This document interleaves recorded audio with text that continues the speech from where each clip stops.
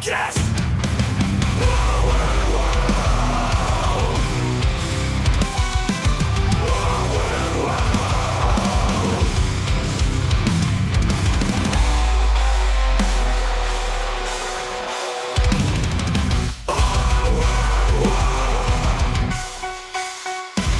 Welcome to Our Weird World. I'm your host, John Henson, and today, looking at the stories of three dorks who thought they were super cool, and they weren't. You remember those kids? I'm sure everyone had those kids in school. Maybe they were in your class, or they were, at least a grade ahead or behind you, who, like, just, they were dorks, man. Like, they were social justice warriors before that was a cool thing, but not like in the right kind of way. Like it was the kid who like was kind of too serious about being a future police officer, or the kid who was like just this moral crusader who just, took everything a little too seriously and tried to step in and be the authority figure. And no one respected those kids. We just all made fun of them. And that's what the gist of this episode is about. We got three people here who thought they were going to be heroes, thought they were going to come in and save the day, thought they were doing real good things for their community, and they weren't. So that's it. We're looking at the stories of William James Clark, Bill Jakob, and Wilhelm Voigt.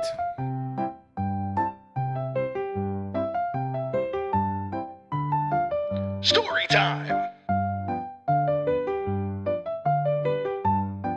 Story time.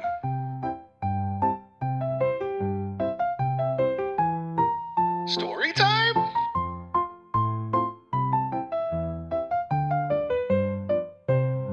Story time. Also, I kind of mentioned this last week with the new music beds. I love how just aggressive and hardcore the intro is, and then we get into story time, and it's just fun, silly, little goofy little music. And I think that pretty much encapsulates what goes on in my brain all of the time. So our first story here is of Wilhelm Voigt, who was born on February 13th, 1849 in Tilsit, Prussia, which is now just part of Russia. When he was 14, Voigt spent 2 weeks in jail for theft and was ultimately expelled from school. From there, he took up shoemaking and then spent the next 33 years in and out of prison for various crimes. On October 16th, 1906, Voigt decided that forging checks and stealing various items wasn't really fun enough. And so he bought a captain's uniform, I guess from like a surplus store or just a costume shop in Hamburg, Germany, where he had been living with his sister at the time. He had no military experience, by the way, because, he was in prison.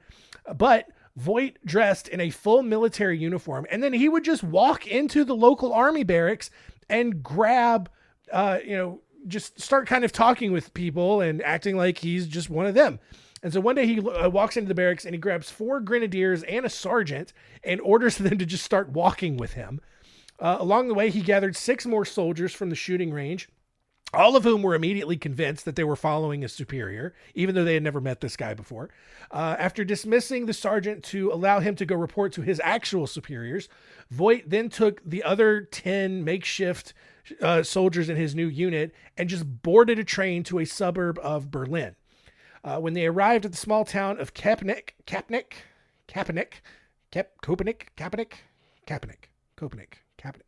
There's 2 dots over the O, and I don't know what accent that is. Köpenick, I think. Anyway, Köpenick.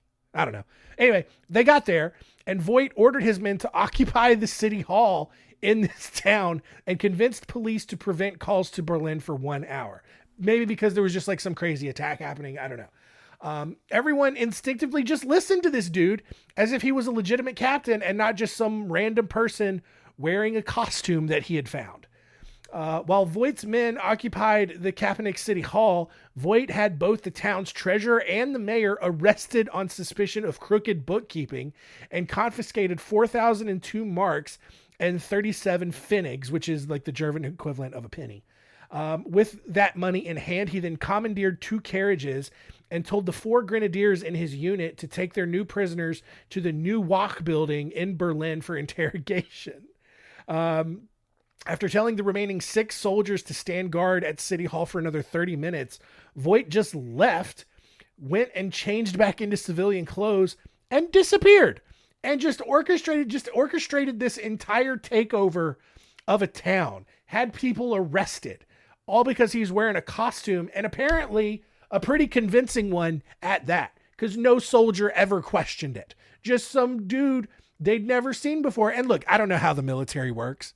Maybe you see sergeants and lieutenants all the time that you've never met before. And you, because your training has beaten all free will out of you, you just blindly listen and obey.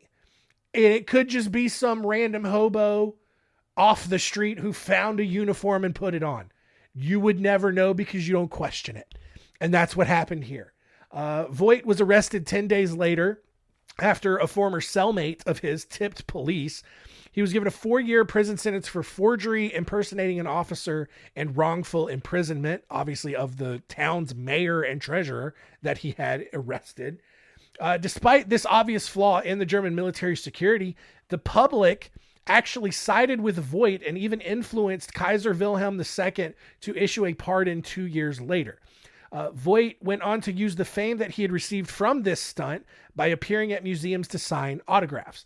He appeared in plays about himself. He published a book recounting the entire ordeal, and he went on several speaking tours all over the world, just telling people how he just infiltrated the German military. And maybe that's why no one really respected the Germans in the world wars, despite the massive power that they had. In 1910, Voigt moved to Luxembourg and worked as a waiter and shoemaker. A wealthy widow from Berlin gifted him a life pension, which he then used to buy a house and retire. Unfortunately, the economic downturn following World War I left him in financial ruin, and Voigt died unceremoniously in 1922. Our next story here, going towards more modern times. On May 26, 2002, Captain Joe Deadman was piloting a barge down the Arkansas River in Oklahoma when his heart just decided to also lose power, like that cargo ship in Baltimore. I almost said Detroit. Not Detroit. It's Baltimore. Both awful cities. But he has this heart attack. He passes out. With apparently no one else on the barge to take control, the boat crashed into the Interstate 40 bridge, causing it to partially collapse into the river and killing 14 people. Crazy, right? Because, and again, as I'm recording this, the Baltimore bridge collapse has happened in the last couple of weeks. And it's like this cargo ship loses power, crashes into this bridge, causes it to collapse. And like, here's the thing, like a couple people died. Awful, sad. Yes. But all of this news coverage, why? Because A, Baltimore is a giant city. It's a massive port, a lot of economic impacts happening on this. Also, I realized like my glasses have hit the microphone a couple of times and I've just ignored it. I can't ignore it anymore. I have to acknowledge it. I'm sorry. I just did it again. Let's move the microphone away from my eyeballs. Maybe that'll work. Nope. There we go. All right, here we go. Anyway, and so, the interstate that the bridge was on, huge, vehicle route, going to be a huge disruption to traffic. Yes, I get all that. But this bridge collapse, I don't ever remember anybody ever talking about it in 2002 because this barge hit an interstate bridge in Oklahoma. 14 people died. 14 people's cars just launched into this river and they died. And no one really cares, right? But, it's a cargo ship. It's Baltimore. It's a big economical impact. Let's all care about this because there's nothing else in the world going on right now to put our attention towards.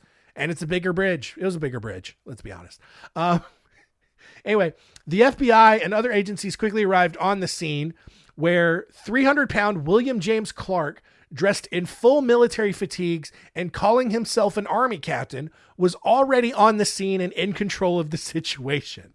By the time that rescuers could get in place, Clark had already saved multiple people from drowning in the river, allegedly.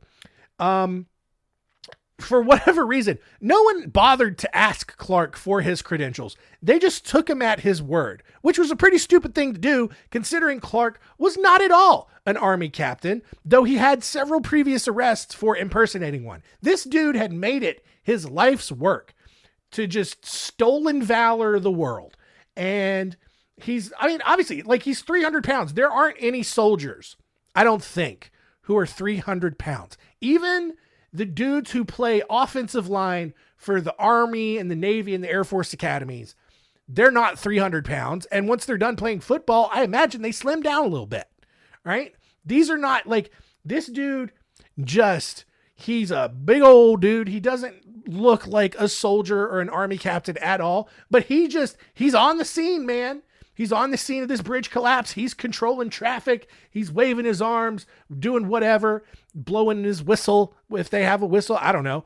And he's just got the situation locked down. Even more, the only reason this dude even had the fatigues on in the first place was because he had recently taken $400 worth of goods from an Army surplus store and somehow convinced the cashier that the government would be coming by soon to pay for it. This dude... That's honestly kind of impressive. Dude walks into an Army surplus store, gets $400 worth of stuff, and then just goes up to the cashier and says, "Hey, I'm with the government. One of my agents is going to come by here soon to pay this. I've got to go. I'm a captain, obviously. Look at me." And the cashier just believes him, which is wild. Wild on a couple levels. First of all, it's weird to me that we have military surplus stores in this country. Like, why? I've never been in one, and maybe the stuff in there is harmless. Clearly not, because you can get fatigues and stuff and pass yourself off as a soldier. But like, why are we selling surplus to civilians? Let's mark that stuff up and sell it to other countries who need to outfit their militaries. Oh, that's a great idea, John. You should tell your congressman about that or something. I don't know. But like, I don't know. It just doesn't make sense to me. But dude conned his way out of $400 worth of stuff from an Army surplus store. And I guess happened to be on this disaster site, or was the first to respond to the disaster site. Anyway, during the days that he spent at this disaster site, he racked up $900 in hotel bills and told the hotel that the government was going to come pay for it later. And they all believed him. And I don't understand why people can be so stupid. After 3 days, Clark drove off in a truck that he had quote unquote borrowed, i.e. stole from a guy after telling him the government needed it, and fled to Canada before being apprehended by the Mounties, who were smart enough to realize this dude is totally fake. He was convicted of multiple felonies and given a 5-year prison sentence, but less than 2 months after his release, Clark began to hear voices in his head discussing a special forces plot to assassinate Vladimir Putin. He then went so far as to call the Russian embassy to tell them about it before he was arrested and thrown back in prison. So I guess because he got convicted, he felt betrayed by his government, so he was going to go be a double agent for Russia now, or who knows. Anyway, our final story here happened in 2008 in the town of Gerald, Missouri, which is barely a 1,000 person town halfway between St. Louis and Jefferson City on US Highway 50.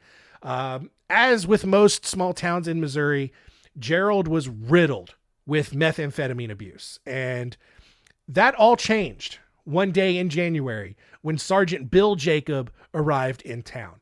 And soon, people were being arrested. They were being dragged from their homes and thrown in jail because Bill Jakob, he was the new man in town. He's the new sheriff in town, and he was going to clean this place up, and he was going to get all these dirty meth heads out.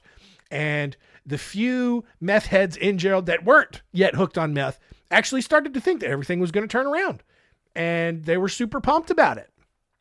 Gerald Mayor Otis Schultz and Police Chief Ryan McCrary didn't exactly know where Bill had come from or who had summoned him, but they didn't care. He was cleaning everything up. He was getting results.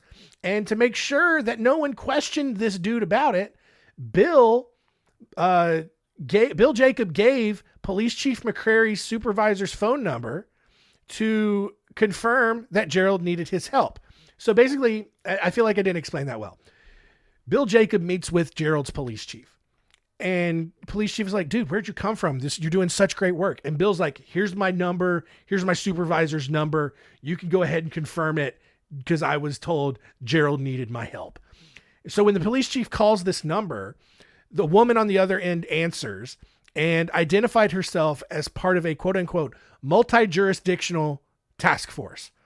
And that is a line stolen directly from Beverly Hills Cop. Did anyone care? No. Had anyone seen that movie? Clearly not. I hadn't seen it, and so it would have gotten by me, but that's what happened. So everyone thinks everything's on the up and up. Bill Jakob is just working for this, nondescript task force from, I guess, the federal government. And Bill would patrol the town daily in his white Ford Crown Victoria, which looks like a cop car, so he's on it there.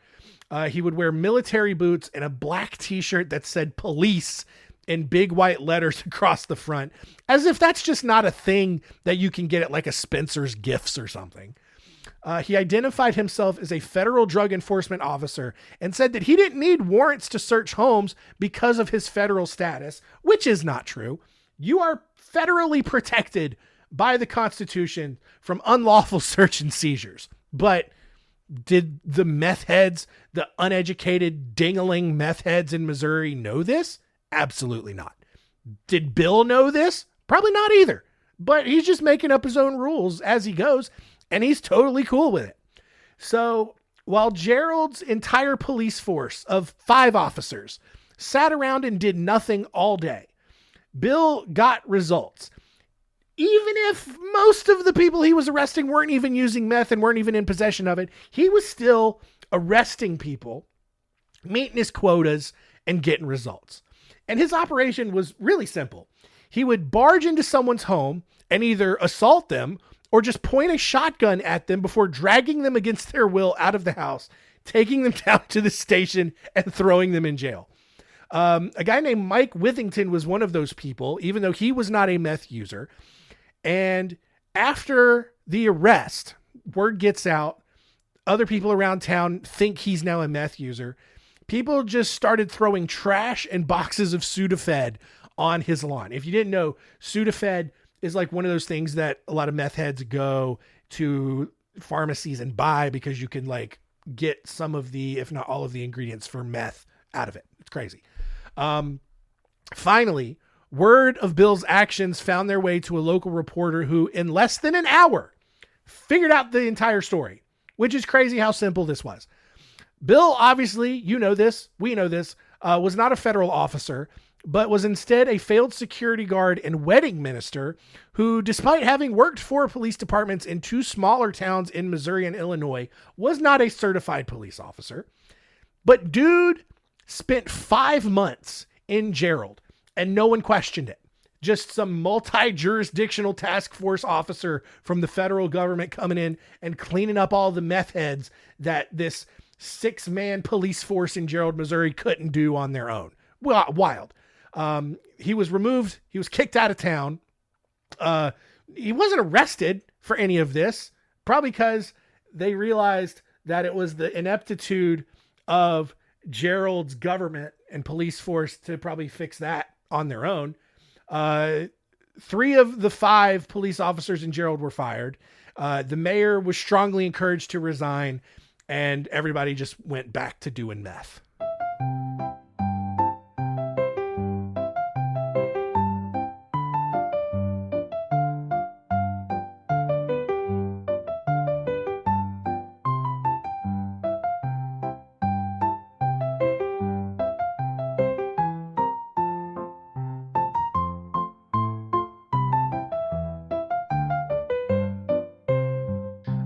There you go. Totally real heroes in the books. Again, like, and I guess I might have misled kind of in the opening. Like, these dudes are dorks by far, but like, they also have the charisma and the believability to be able to pull off these stunts, which is wild. But also, like, I don't know, man. Maybe some of these people should have some more common sense and not be so trusting. Like, I don't trust anybody. All right. It takes a lot for me to get fooled. I tell you this, like, one of the other podcasts I listened to, if you recall, back on April Fool's Day, I did something where I was telling you a real story, and then I threw in that this serial killer I was talking about was related to the Bob Evans restaurant chain, and he wasn't. He had just gone by an alias of Bob Evans, and I saw an opportunity to pounce on it. Another podcast that I listened to just made up a whole serial killer and released it, but I didn't trust it for a second, right? I sniffed that out in like the first 15 minutes. I still listened to the whole episode because it was a fun story, but like none of it sounded right from the get-go. Is it partially because I have done a ton of extensive research on serial killers and I know them all and I had never heard of this one before and it was a little odd? Maybe. But yeah, I just don't trust people. If someone tells me something, I need to go and verify it for myself. I just don't. And it could be my own mother telling me something. I'm going to, you know, the whole trust but verify. No, it's just verify for me, to be honest. So that's not what any of these people did. They just blindly trusted, and you don't do that. So let's recap and see what we learned today.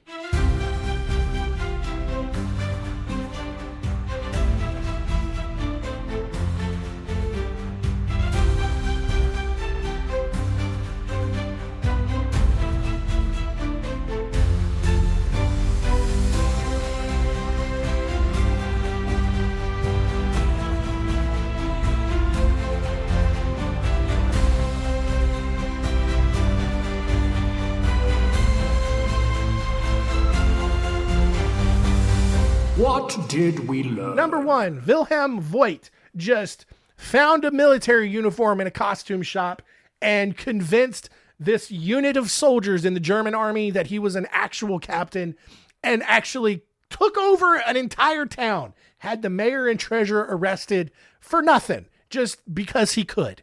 And he was faking it the entire time. Number two, William James Clark not only convinced a surplus store that the government was going to come and pay his tab. He shows up at the site of this bridge collapse that had just happened and takes over, convinces people that he's an army captain, which is like, he's like me. Like if I just showed up and was like, hey guys, I'm in the military. I've got this under control. No one would look at me and say, yeah, that guy is actively serving in the military. No, absolutely not.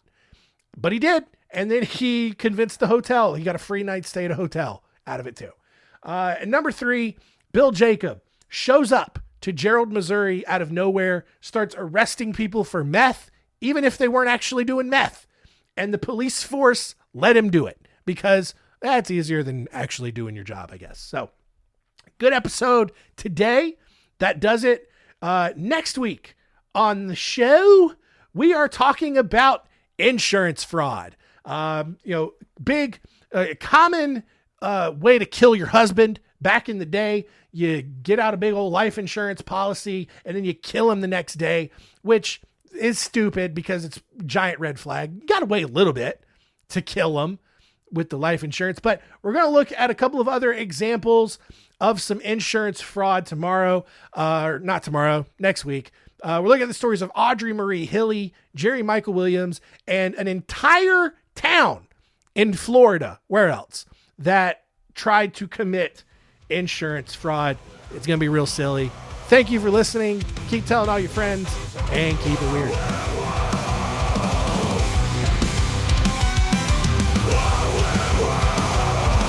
This is a podcast